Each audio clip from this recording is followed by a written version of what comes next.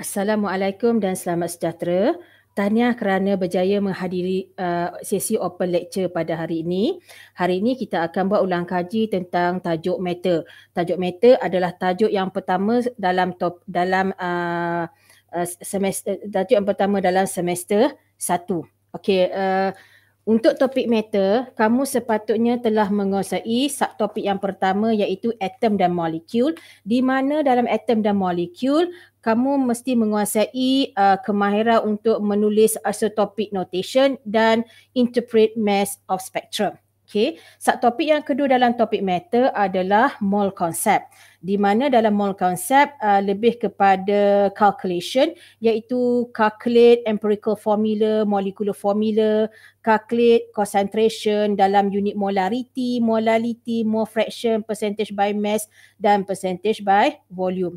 Kemudian subtopik yang terakhir dalam topik matter adalah stoichiometry, iaitu at first you kena ada kemahiran dalam balance chemical equation menggunakan dua cara, iaitu menggunakan inspection method bagi chemical equation yang tak melibatkan ionic species, dan jika chemical equation melibatkan ionic species, you akan menggunakan ion electron methods, iaitu lebih dikenali method untuk balance chemical equation bagi redox equation.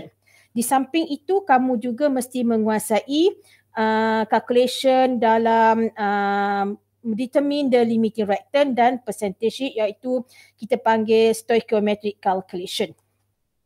Okey, kita tengok soalan yang dibekalkan pada kamu. Cikgu harap semua orang dah cuba soalan tersebut sebelum kamu datang open lecture pada malam ini. Okey, soalan yang pertama. Okey, dia bagi 4 isotopes of element X. Isotopik berserta dengan isotopik mass dia berserta dengan relative abundance dalam unit percentage.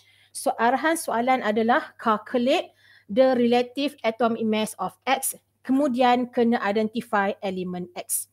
Okey, langkah yang pertama untuk menjawab soalan A ialah at first kita kena propose the formula to calculate average atomic mass of X dulu, iaitu average atomic mass of X adalah total of number of abundance darab dengan isotopic mass bahagi dengan total number of abundance. Okey, cikgu tukar dia punya pointer dia lebih menarik. Okey, yang ini okey. Kemudian masukkan data-data yang diberi dalam table tadi. Okey, masukkan data dari table tadi. Sekejap ya, cikgu kena settlekan sebab ini recording.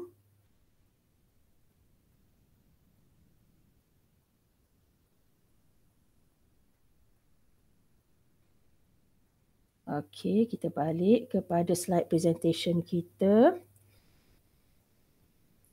Okey, so tadi kita dah propose dia formula. Setiap kali nak buat soalan yang melibatkan calculation, kamu kena tunjukkan formula dia.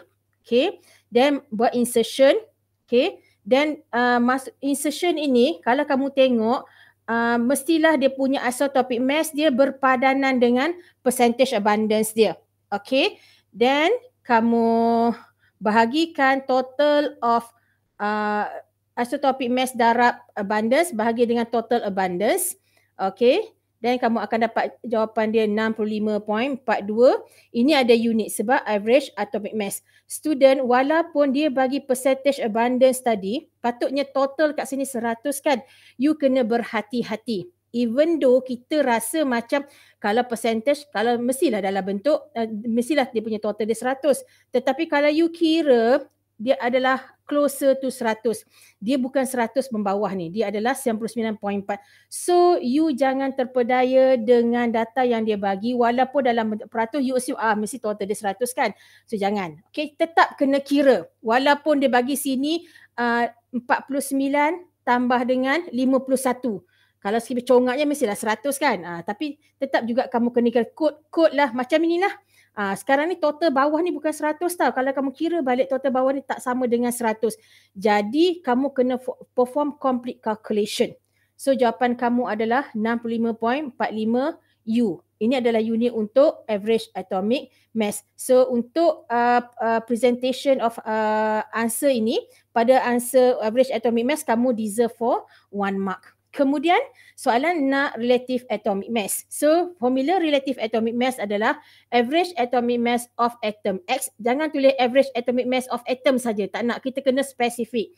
Average atomic mass of atom X, okay, bahagi dengan 1/12 darab mass of one atom, carbon-12 isotopes. Okay, you masukkan dia punya data, okay, masukkan data yang diberi, okay, kemudian you akan dapat jawapan dia adalah 65.42. Of course dia punya jawapan dia akan sama, dia punya nombor dia dengan average atomic mass. Okay, sebab 1/12 darab 12 you akan dapat dengan 1. Okay, untuk relative atomic mass, dia punya answer dia jangan letak unit. Okay, tidak boleh letak unit. Jadi ada beza antara jawapan untuk average atomic mass dengan relative atomic mass. Perbezaan dia adalah pada unit. Okay, average atomic mass ada unit, manakala relative atomic mass tak ada unit. Okay, so you akan dapat 1 markah di sini. Okay, sebab kata saya cikgu markah di 2 kot kat sini. Okay, so ini adalah macam mana allocation of the mark, dan you kena tahu bahawa allocation of the mark bukannya all the time consistent. Okay, kalau bagi average atomic mass je dapat 1 markah. Okay, kita tak tahu allocation mark macam mana, so we present the best, present yang paling complete. Okay, untuk calculation, okay, benda yang you kena include dalam presentation calculation kamu adalah you kena present formula secara spesifik, kemudian insertion of data, kemudian final answer. So at least kena ada 3 step ni. Jangan pula nanti mentang-mentang lah dia punya formula tak ada markah kat sini, kamu nampak ada insertion data pun tak ada markah, terus average atomic mass sama dengan 65.42. Jangan macam tu. Okay, sebab cikgu bagi tahu format pemarkahan tidak pernah sama. Okay, tidak pernah sama. Okay. Okay, soalan seterusnya, okay, dia minta kita tentukan apakah elemen X. Okay, dengan relative atomic mass 65.42, kamu kena refer kepada relative atomic mass yang dibekalkan pada kamu semasa peperiksaan nanti. Yang ini dibekalkan pada kamu semasa peperiksaan, you tak payah hafal. Okay, go to tengok pada relative atomic mass yang bernilai 65.4, cikgu nampak adalah di sini. Okay, 65.4. So 65.4 belong to element zinc. Okay, so sebenarnya elemen X ini adalah zinc. So you mention dia adalah zinc, sama ada you nak kata zinc saja ke ataupun you nak buat complete sentence element X is zinc, terpulang pada kamu. Yang kita nak tengok adalah final answer dia, iaitu you akan dapat 1 markah. Okay, so ini adalah soalan yang melibatkan mass spectrum. Ini dibagi data-data daripada mass spectrum dalam bentuk table. Kita akan cari average atomic mass dan relative atomic mass. Okey, kemudian soalan yang kedua. Okey, soalan yang kedua melibatkan topik yang kedua adalah melibatkan mole concept. Okey, so soalannya adalah diberi 500 ml of oxalic acid C2H2O4 solution. 500 ml tu adalah oxalic acid solution. Dia bukan oxalic acid sahaja atau pure. Okay, dia adalah oxalic acid solution is prepared by dissolving 10 gram of oxalic acid in water. Kalau selalunya solution tu dia mesti mengandungi solvent dan solute. Dalam solution, okay, kita ada solvent, kita ada solute. Okey, di sini oxalic acid adalah solute, manakala water adalah solvent. Okey, diberi density of the solution is 1.05 gram per ml. Okey, jadi 1.05 adalah density of the oxalic acid solution. Soalan dia adalah calculate the molarity and molality of the oxalic acid solution. Untuk soalan ini, allocation markah dia adalah 5 markah. Okey. At first student, macam mana kita nak jawab soalan ni? Kita kena decide, you nak jawab molarity dulu ke you nak jawab molality dulu? So dia tak bagi dalam bentuk numbering. It's up to you lah nak jawab molality dulu ke nak jawab molarity dulu. Okay, so untuk kali ni cikgu pilih kita nak jawab molarity dulu. Okay, kita jawab molarity dulu. Molarity, macam cikgu kata tadi, ada 3 step penting dalam buat calculation. Yang pertama, kena propose specific formula. Yang kedua, kena tunjukkan dia punya insertion of data. Yang terakhir sekali adalah final answer. Okay, so cikgu mulakan dengan tunjukkan dia punya formula, iaitu molarity of solution adalah mole of oxalic acid. Ni cikgu mole of oxalic acid. Okay, bahagi dengan volume of solution dalam liter. Okay, dia punya expression pembawah ni adalah as it is. Okay, kamu kena letak volume of solution mesti dalam liter, ataupun you nak letak sebagai liter of solution pun boleh. Okay, tapi you kena mention what is the unit of volume yang you nak masukkan dalam formula ni. Okay, so kita akan kira mole of oxalic acid dahulu. Okay, mole of oxalic acid sama dengan mass bahagi dengan molar mass. So you dapat 0.111 mol. Seboleh-bolehnya present you punya answer sehingga 3 titik perpuluhan. Okay, supaya jawapan kamu tak jauh daripada yang lain-lain. Okay, so sekarang ni kita tak nak ada perbezaan jawapan yang banyak antara kamu dengan kawan kamu. Nanti kawan kamu ambil 2 titik perpuluhan, kamu ambil 1 titik perpuluhan, yang seorang lagi pula ambil 3 titik perpuluhan. Jadi kita standardizekan ambil 3 titik perpuluhan. Jadi bila semua orang ambil 3 titik perpuluhan, nanti jawapan kamu akan sama. Nanti bila you compare untuk buat perbandingan dengan jawapan kamu supaya kamu rasa jawapan aku betul, kan seronok kan kalau kita tengok jawapan kita sama dengan kawan kita kan. Okay, so kita ambil 3 titik perpuluhan. Okay, so kita dah dapat mole of oxalic acid iaitu 0.11. Sekarang kita nak kena cari volume of the solution. Okay, so untuk kira mole pun kita dah dapat satu markah di sini. Okay, volume of solution dia bagi tadi 500 ml. Sebab tu cikgu kata kamu kena tahu unit apa yang kamu nak pakai untuk volume. Di sini unit untuk volume adalah liter. Sebab tu kamu nampak di sini, okay, cikgu tukar color pen ni.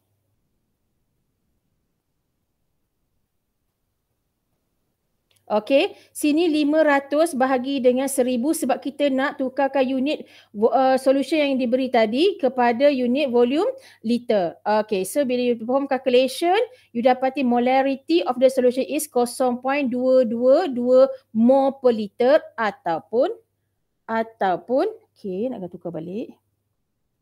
Okey, ataupun kamu boleh pakai sini molar, M besar. Okay, cuma bila tulis symbol of molarity, you kena berhati-hati sebab kita punya tulisan ni, dia punya estetika dia, kecantikan dia, kekemasan dia adalah subjektif. Mungkin cikgu kata, tulisan cikgu cantik. Mungkin you kata tulisan cikgu buruk. Jadi huruf M cikgu dah tulis besar. Tapi you nampak kecil. Sebab tu kita kena, kalau you nak tunjukkan kepada cikgu bahawa dia huruf besar, maka jadikan seboleh-boleh mungkin mata cikgu dapat detect yang M yang unit yang kamu tulis tu dalam bentuk adalah huruf besar. Kalau kamu was-was, okey, tulis dalam dia punya expression macam mol per liter. Tapi selalu cikgu jarang jumpa orang salah menulis simbol bagi molarity. Sebab tu sebab M besar ni dia obvious bentuk dia. Dia memang macam memang kita boleh bezakan dengan M kecil. So terpulang pada kamu lah, kamu nak selamat tulis mol per liter. Kalau kamu rasa tulisan kamu okey, tulis mol, tulis molar. Okey, ini adalah untuk jawapan yang pertama iaitu mencari molarity of the solution. So satu markah. Okey. Kemudian soalan yang seterusnya adalah mencari molarity. Okey, molarity formula dia adalah mole of oxalic acid bahagi dengan mass of solvent. Okay, sini mass of solvent. You ada 3 term kat sini. Solution, solvent, solute. You kena tahu beza ketiga-tiga term tersebut. Apa itu solution? Apa itu solvent? Apa itu solute? Okay, dalam bahasa lebih mudah, solution itu adalah campuran antara solvent dengan solute. Kalau solvent adalah benda yang present dalam big quantity. Contohnya kalau ada dua benda kat situ, 10 gram dengan 100 gram, selalunya yang 100 gram tu akan jadi solvent. Yang sikit tu akan jadi solute. So you kena kenal pasti yang mana satu solute you, yang mana satu solvent you, yang mana satu solution you, sebab data yang diberi untuk ketiga-tiga term ini adalah berbeza. Kalau kamu tengok tadi 500 ml adalah untuk solution. You jangan pula letak kat sini dia punya mass of a solvent sama dengan 500. So you kena kena mahir membezakan antara ketiga term tadi, iaitu solvent, solute dan solution. Okay, mass of solvent sebenarnya tak diberi dalam soalan ni. Tetapi mole of azelaic acid juga tak diberi, tapi kita boleh cari tadi. Kita pun dah cari dalam part di mana kita mencari molarity. So nak cari mass of solvent, kita tahu bahawa mass of solution sama dengan mass of solvent tambah mass of solute. Jadi apakah mass of solution kita? Mass of solution kita cari daripada density, sebab density adalah mass of solution bahagi dengan volume of solution. Density dia dah bagi dalam soalan. Itu density adalah 1.05 gram per ml. Unit gram ini adalah untuk unit bagi mass. Manakala unit ml adalah unit bagi volume. Bila you nak cari mass of solution, jawapannya nanti adalah dalam unit gram. Sebab dia dah letak dah pada density ni, unit bagi mass adalah gram, unit bagi volume adalah ml. You kena patuh pada unit yang diberi pada kamu. Jadi apabila you perform calculation untuk cari mass of solution, unit bagi mass of solution adalah gram. 525 ini adalah mass of solution. You mesti tahu apa benda yang you cari. Sekarang ni you guna formula density, you nak cari apa? You nak cari mass of solution ke you nak cari volume of solution? You jangan cakap you cari volume of solution, sebab you kena baca soalan balik. Volume of solution dah diberi. Takkan nak cari lagi, right? So you kena cari, you nak cari mass of solution. Sebab daripada mass of solution nanti you dapat mass of solvent. Dengan itu you boleh gunakan mass of solvent yang you dapat ke dalam formula untuk cari molarity. Okay, kita dah dapat mass of solution. Cari je mass of solution, you dapat 1 markah. Kemudian tugasan kita adalah mencari mass of solvent. Dia bagi dalam soalan 10 gram oxalic acid kan, dia ada mention dalam soalan 10 gram oxalic acid. Oxalic acid adalah solute. So kita tahu mass of solute kita adalah 10 gram. Mass of solution kita adalah 525 gram. So 525 gram tolak dengan 10, you akan dapat 515 gram. 515 gram inilah mass of solvent. Okay, so kita dah dapat mass of solvent dalam unit gram.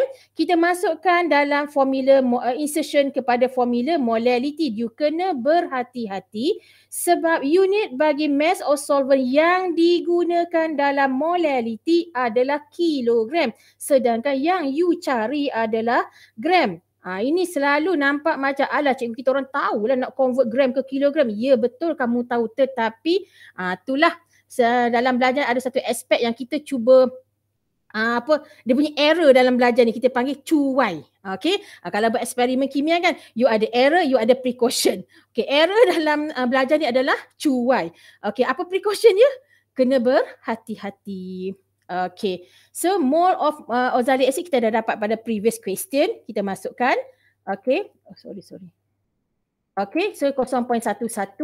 Kemudian mass of solvent kita convert dalam kilogram. So you akan dapat 0.216 mol per kilogram.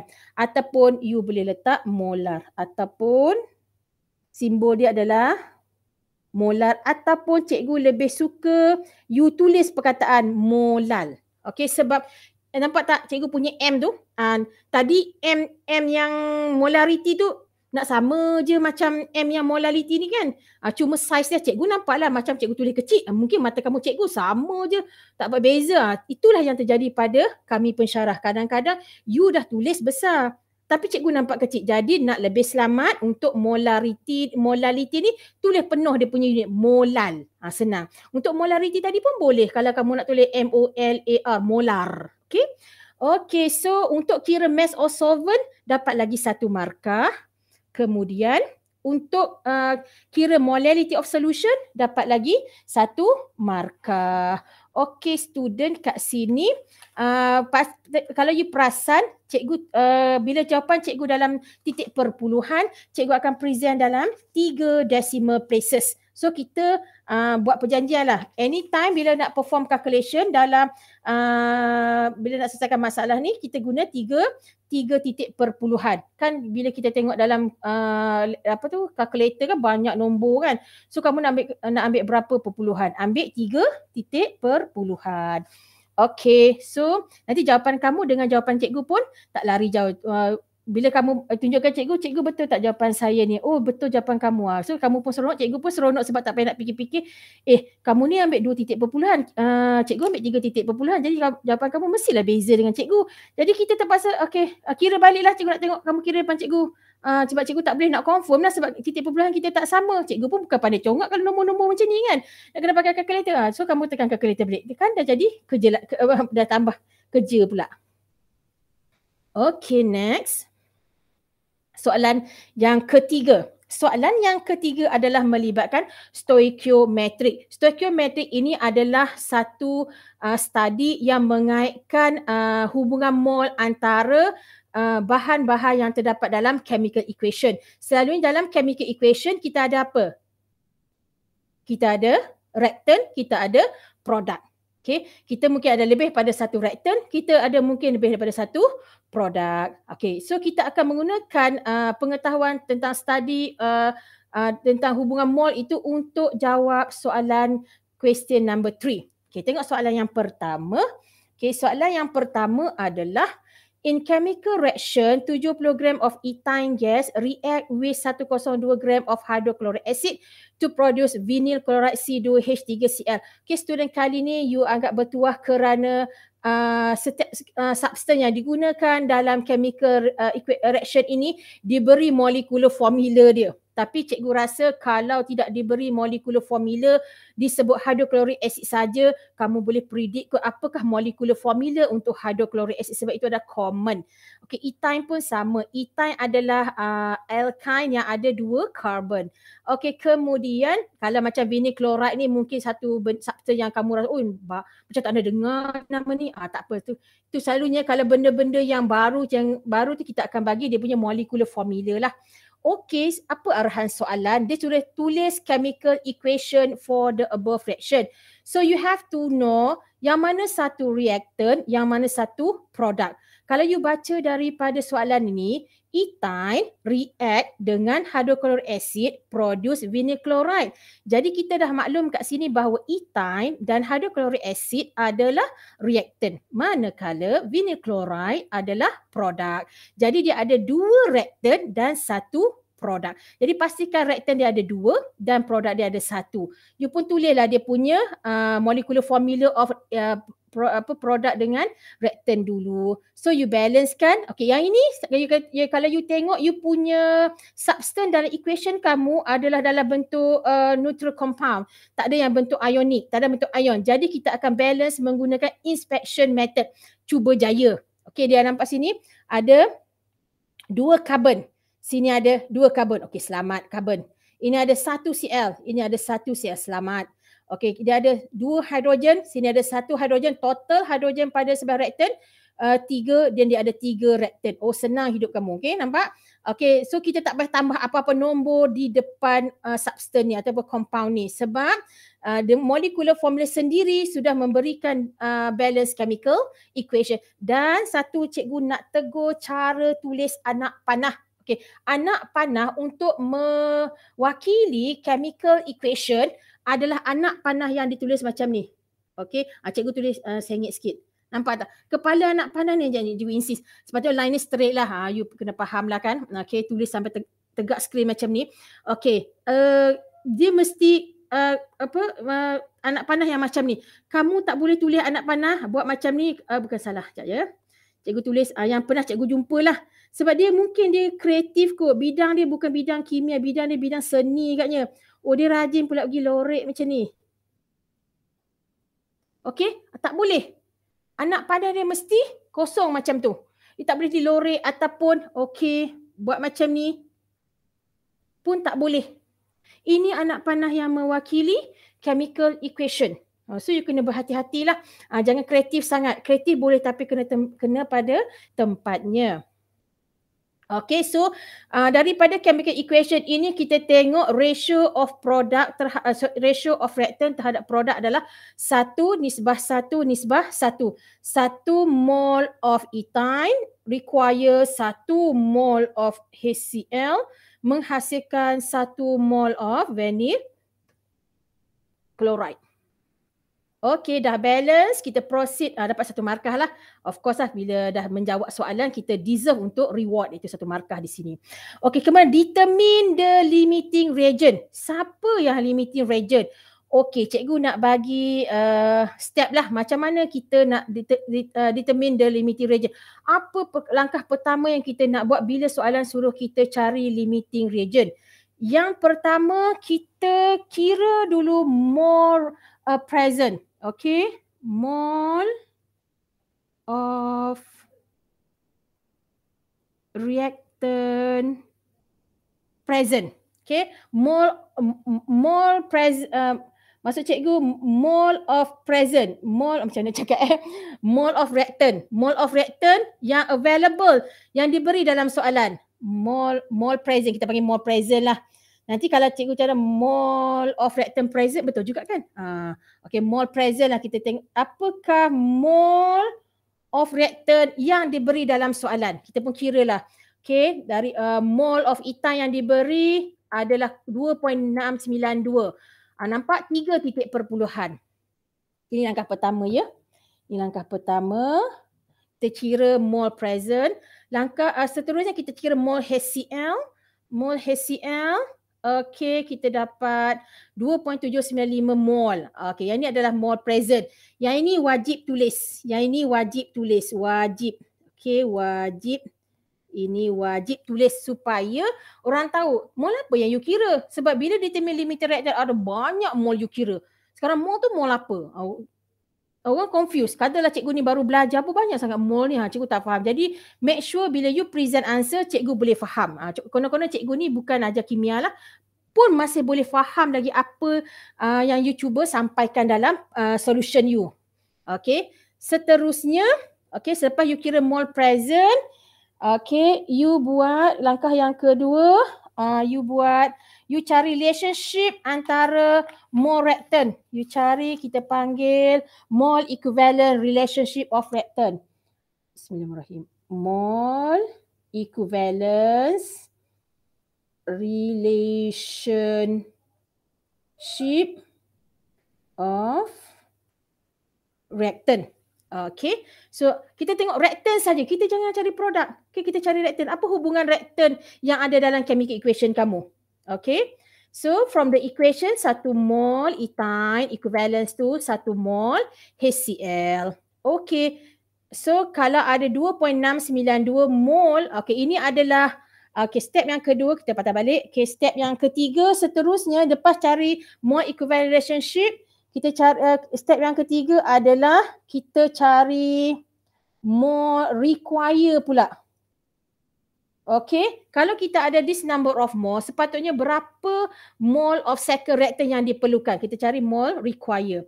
Okay, mole require, kalau cikgu ada 2.692 mole ethyne, berapakah sebenarnya mole HCl yang diperlukan? Adakah 2.795 ataupun kurang ataupun lebih lagi? Okay, so bila kita perform calculation, kita dapati bahawa jika ada 2.692 mole C2H6, kita hanya memerlukan bilangan yang sama dengan ethyne sebab dia punya ratio 1:1. Okay.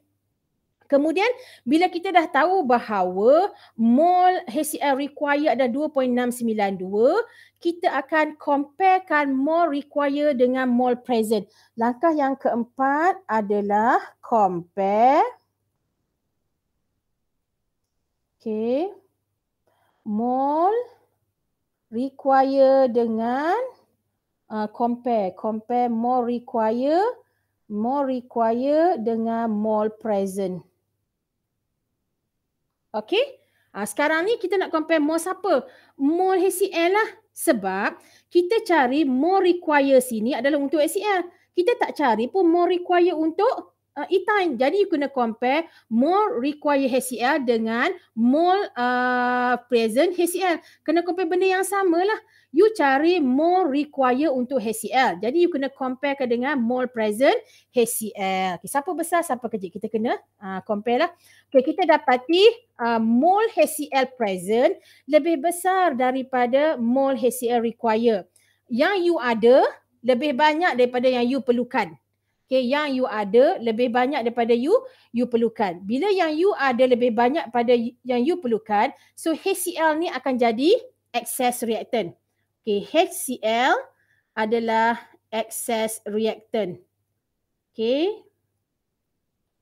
Bila HCl adalah excess reactant, yang satu lagi akan jadi limiting reactant. Okay, dalam chemical reaction ada dua condition sahaja. Satu, dia react completely. Maksudnya selepas tindak balas selesai, reaktor semua habis digunakan. Tak ada siapa pun berlebihan. Condition yang kedua, apabila you melakukan tindak balas, satu reaktor akan berlebihan, satu lagi akan menjadi kurang. Okay, di sini kita dapati chemical reaction kita berlaku pada condition yang kedua, iaitu ada reaktor yang berlebihan, ada reaktor yang sebagai penghad kepada tindak balas kita. Okay, so di sini bila HCl is excess reactant, maka secara automatik ethyne adalah limiting reactant. Tak payah pula nanti, bila kira HCl adalah excess reactant lah, nak kena kira balik lah, sebab jawapan di sini yang kita dapat straight daripada calculation kita bukan C2H2. Tak payah kira balik. Kita kena ingatlah, you ada dua reactant sahaja. Kalau HCl adalah excess reactant, maka satu lagi akan jadi limiting reactant. So tak payah buat calculation banyak kali. So you akan dapati di sini C2H2 adalah limiting reactant. Okey, kita dah menjawab soalan iaitu determine the limiting reactant. Kita tengok markah pula. Okey, so bila you kira number of mole present untuk dua-dua reactant, you deserve for 2 marks. And then bila you tunjukkan equation mole equivalence relationship, you dapat 1 markah. Kemudian you kira mole require, dapat 1 markah. Okay, dan nombor you decidekan siapa limiting reactant. Okay student, statement ni adalah compulsory. Okay, so step yang keempat iaitu compare mole require kepada mole present. Statement ni adalah compulsory. Sebenarnya step yang kelima adalah you buat, buruknya tu cikgu. Okay, conclusion. You buat conclusion. Therefore, limiting reactant is ethyne. So sekarang ni untuk determine limiting reactant, kita boleh kata kita ada 5 step. Pertama, kita cari mole present, mole reactant. Okay, yang ada dalam soalan. Yang kedua, kita tengok apakah hubungan mole antara reactant tersebut. Okay, yang ketiga, kita cari mole reactant require. Ambil salah satu sahaja. Yang keempat, kita compare yang mole present dengan mole require. Last kali untuk compare mole require dengan mole present, kita kena tulis statement macam ni je. Since mole HCl present greater than, okay, since mole ni dah ter-overlap. Since mole HCl present greater than mole HCl required. Okay, you bagi tahu statement ni. So untuk conclusion, therefore limiting reactant is C2H2. You tak payah tulis lah HCl is excess reactant, tak payah. Dia tak nak tahu pun. Okay, dia tahu kalau kita tulis C2H2 ni adalah limiting reactant, mestilah HCl ni adalah excess reactant. Tapi kalau you rajin, okay, tu you cantik, tak buruk macam cikgu, you nak buat tak apalah. Kan orang tu cantik nak buat macam mana kan. Okay, kita guna advantage yang ada. Cikgu tak tulis banyak-banyak, nanti you tak faham apa yang cikgu tulis. Okay, next. Calculate the mass of vinyl chloride. You kena tahu identity vinyl chloride. Vinyl chloride ini reactant ke produk? Okay, vinyl chloride ini adalah produk. Bila dia produk, okay, dia sangat berhubungan langsung. Okay, dia sangat related kepada limiting reactant. Sebab kita dah belajar bahawa limiting reactant adalah reactant yang completely consume, and fungsi kedua limits the amount of product form. So amount of the product of the chemical reaction depend kepada limiting reactant. Okay, depend kepada limiting reactant. So dalam soalan kita ni, dalam case kita ni, siapa limiting reactant? So Limited reactivity tadi kita dah decide, kita dah buktikan melalui calculation adalah C2H2. Jadi mass of vinyl chloride ini bergantung kepada mass of ethine lah. Okay. So okay, from equation hubungan antara vinyl chloride dengan ethine adalah 1:1. 1 mol ethine equivalents to 1 mol C2H3Cl. Tanda tanda 3 garis ini kita sebut equivalence. Okay, 1 mol C2H2 equivalents to, spelling dia equivalence. Okay, equivalence to 1 mol C2H3Cl. Kita kena sebut setara. Kalau you buat tanda sama dengan, okay, tanda setara tidak sama dengan tanda sama dengan. Okay, ini maksudnya sama. Maksudnya buah apple sama dengan buah apple. Buah apple tak sama dengan buah rambutan. You jangan kata buah apple sama dengan buah rambutan. Kat mana samanya? Tapi kalau you kata buah apple setara dengan buah rambutan, kita kena bagi detail lah. Mungkin dari aspek dua-dua bentuk bulat. Macam itulah. Kita bagi setara. Dia tak sama tapi dia setara lah. Okay, dia setara daripada segi mol dia. Alright. So daripada kita ambil mol limiting reactant yang present. You jangan ambil yang require pula. Kita ambil yang ada lah. Kita nak cari mass of vinyl chloride. Kita kena tengok apa yang kita ada lah. Jangan apa yang kita tak ada. So kita ada apa tadi dalam soalan? Kita ada 2.692 mol ethine. Okay. So bila ada 2.692 mol ethine, kita akan menghasilkan mol yang sama untuk vinyl chloride. Sebab dia punya ratio dia adalah 1:1.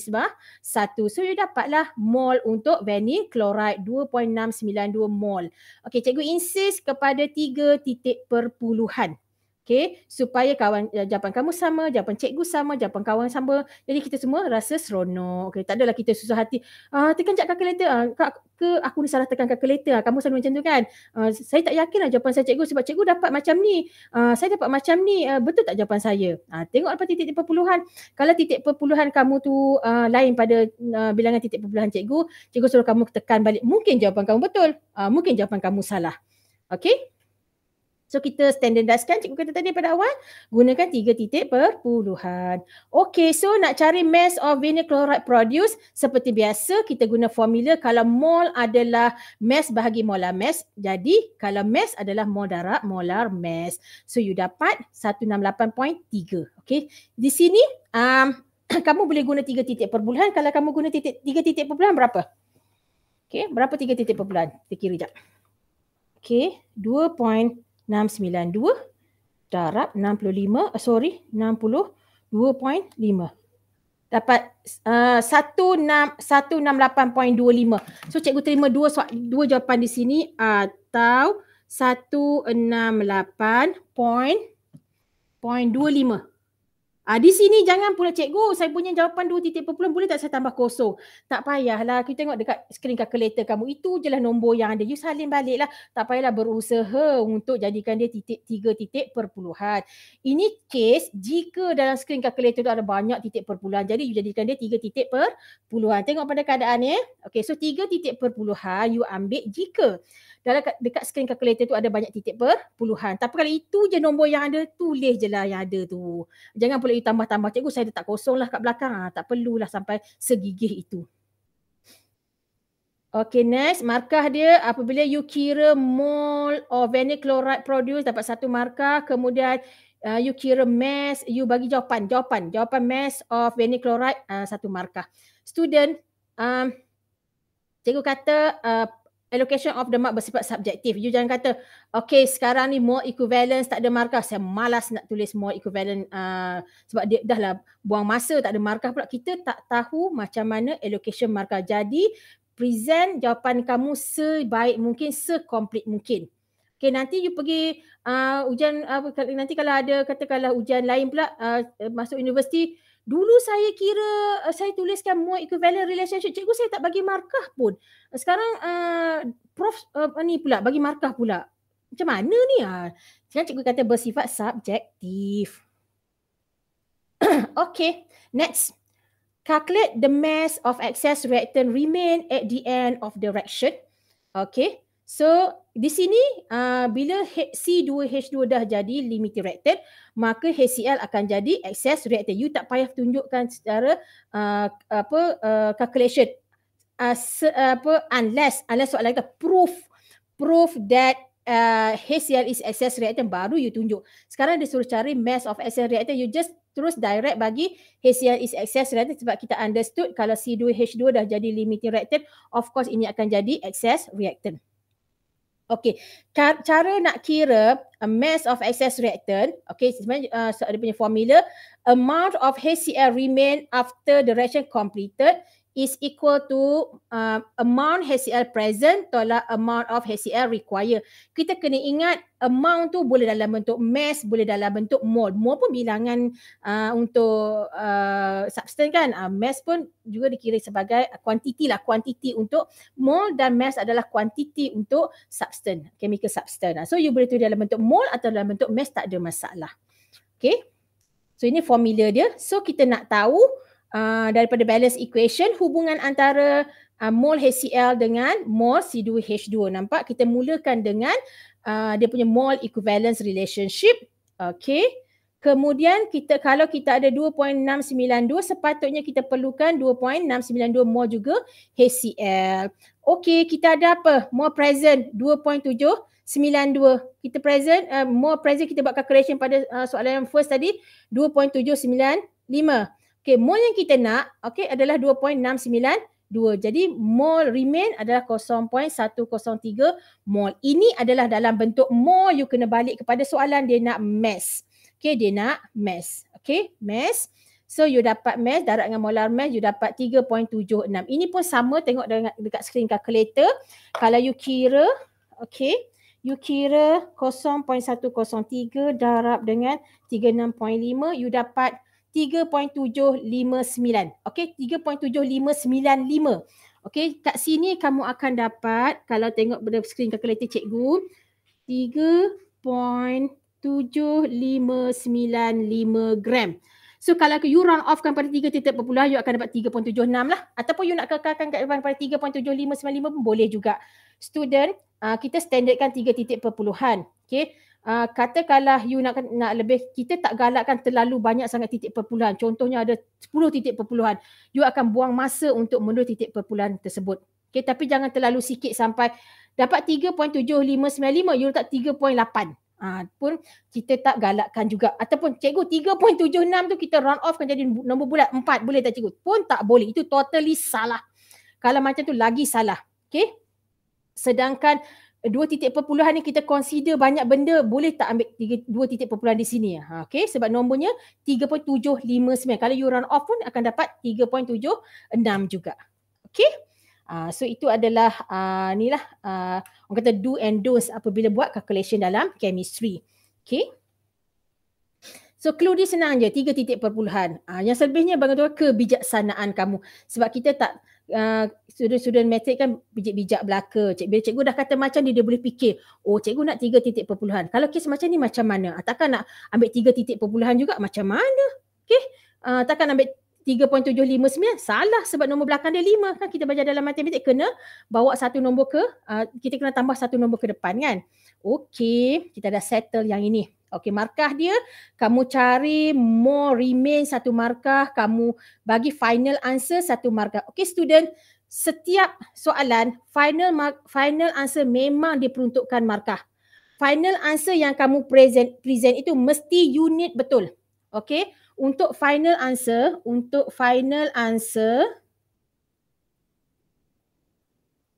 insist correct unit. Kita memang insist correct unit kalau ada unit lah.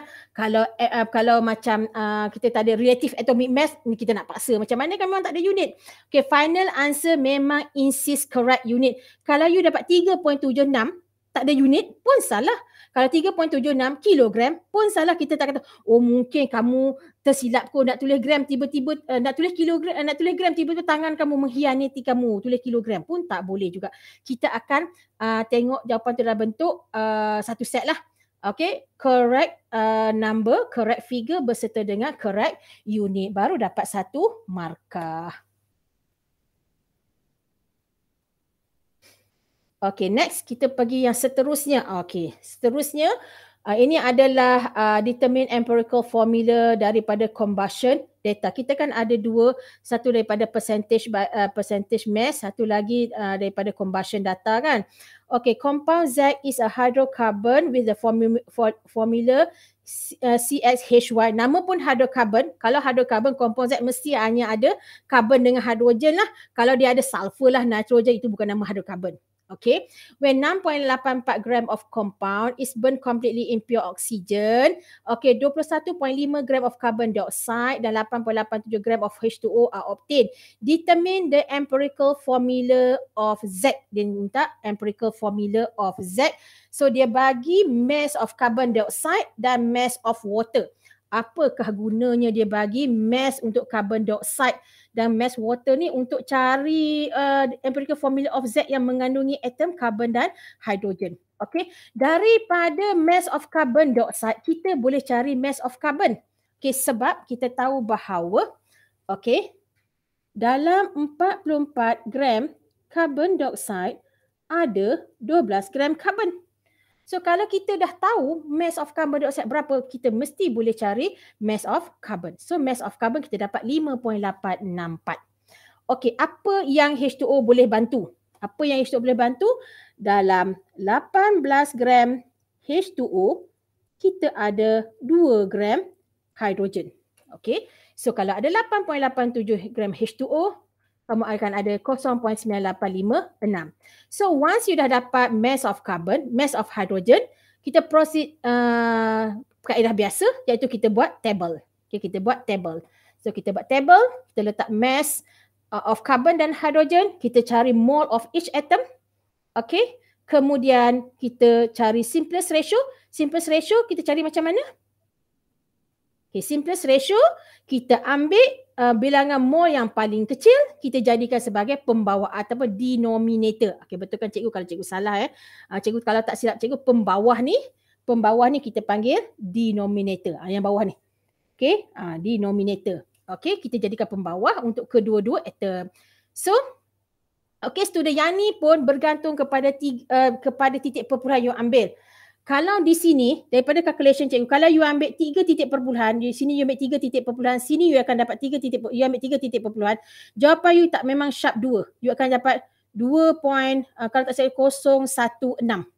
Which is, yang ini kita allow untuk you round up kepada the closer number.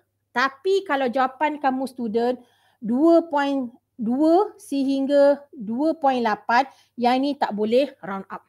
Okey, kalau perpuluhan dia 2 dengan perpuluhan dia 8, kita tak boleh round up. Kita kena cari satu faktor. Ini adalah secara general, selalunya lah, sebab dia ada nombor yang membolehkan kamu jadikan dia, kamu darabkan nombor tersebut dengan satu nombor, satu faktor, dia akan jadi nombor bulat lah.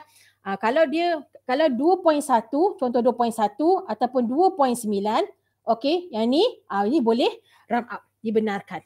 Okey, kalau point 1 bukan 2 kalau point 1 dengan point 9 ini boleh round up lah. Kalau point 2 dengan point 8 sebolehnya cari dulu faktor kalau kamu boleh round up.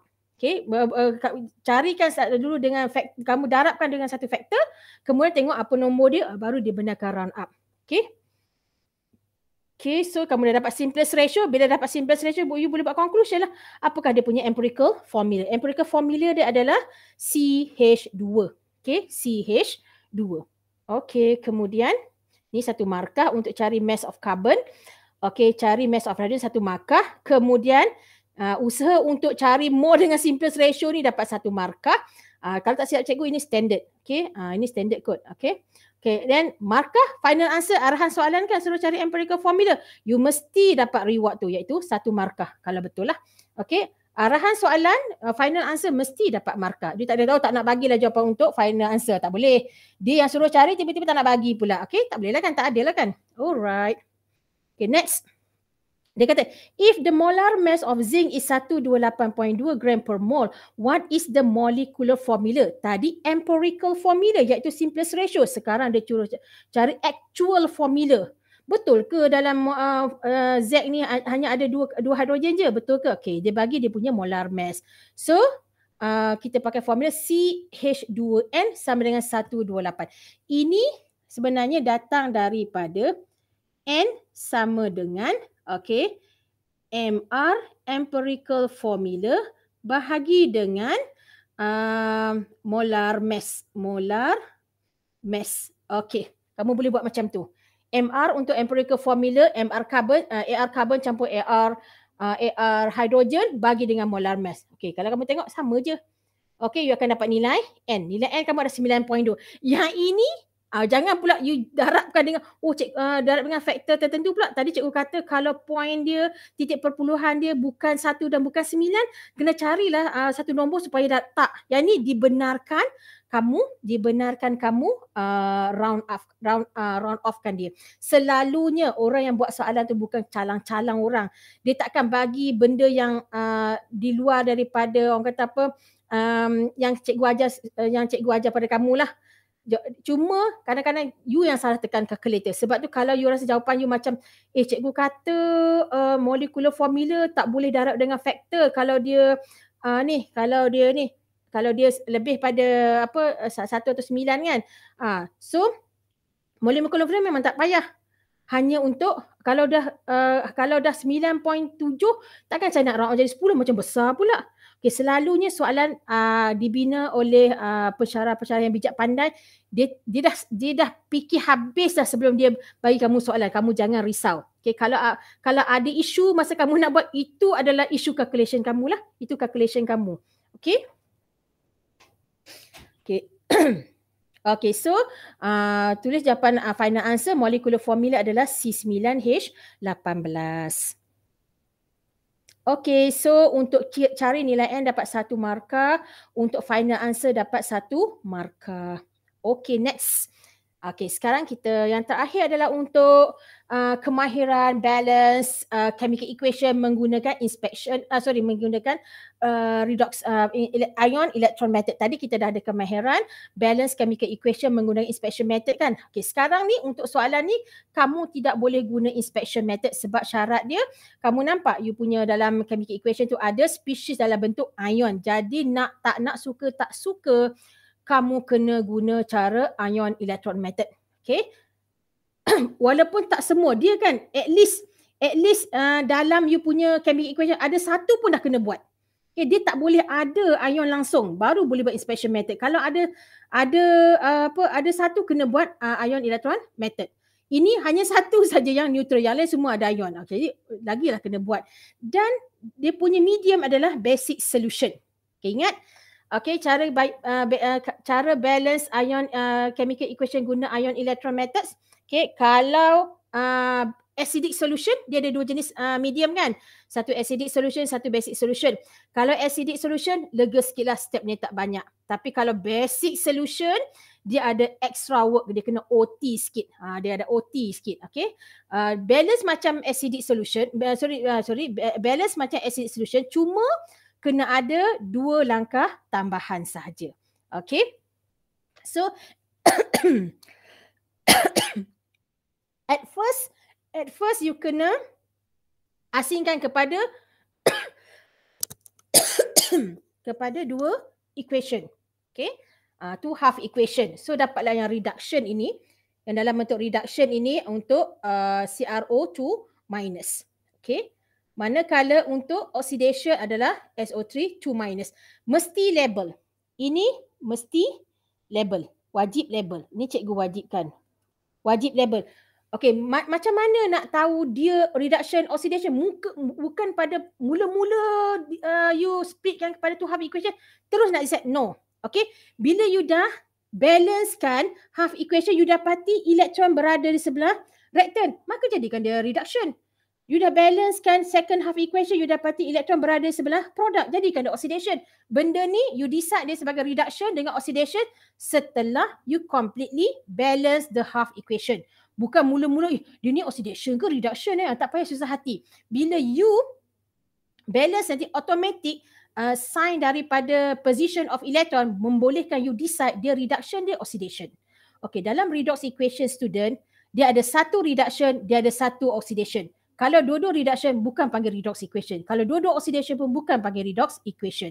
Okay, jadi you kena pastikan satu equation elektron berada di position reactant, manakala satu lagi equation elektron berada sebagai produk. Dia kalau dua elektron berada pada position yang sama, something wrong with your balance chemical equation.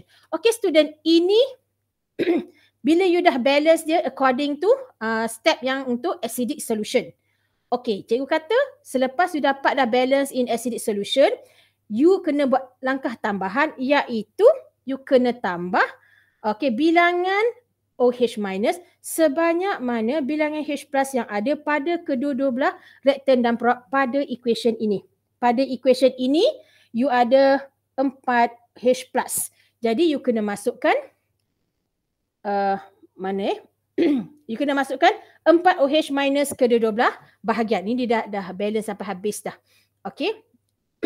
Okay, so you dapati bila you cancel ni, you akan dapati you punya expression of OH minus akan berada dalam you punya redox equation. Ini menunjukkan bila ada OH minus dalam you punya equation, menunjukkan dia adalah basic solution. Lagi tak ada, lagi tu you kena buktikan bahawa you kena buat sehingga you boleh buktikan bahawa dia adalah basic solution.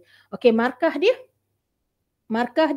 satu markah untuk complete balance half equation, each reduction satu markah, oxidation satu markah, dan satu lagi markah adalah untuk balance final balance equation yang final punya. Okay student, so cikgu harap kelas malam ni membantu kamu memahami apa yang kamu cikgu harap kelas ni bantu kamu untuk menyelesaikan soalan tuition diberi. Kamu dah buat, ada yang kamu start, ada yang kamu buat tiru kawan segala bagai kan. Sekarang kamu tahu. Okay, kamu tahu dia punya sebab apa kamu present macam ni. Kamu faham setiap langkah yang kamu present tu apa dia punya signifikan dia. Okay, so jangan lupa minggu hadapan kita jumpa pada hari dan waktu yang sama. Okay, supaya kamu dapat lagi lebih banyak do and don'ts. Kalau soalan macam ni apa yang tak boleh buat dan soalan apa yang boleh buat. Benda tu kadang-kadang kamu tak ada dalam kelas tutorial kamu. Sebab kelas tutorial kamu terlalu padat untuk kamu bincangkan, untuk fahamkan kamu, untuk tunjukkan kamu macam mana nak selesaikan soalan-soalan. Sebab dalam kuliah kamu hanya dieksposkan dia punya pengenalan sahaja. Dalam kelas tutorial lah cikgu nak tunjuk, okay, kalau soalan ni buat macam ni. Kadang-kadang kamu tak boleh nak catch up kan. Kamu di sinilah kita nak bantu kamu. Okay, good luck student. Assalamualaikum.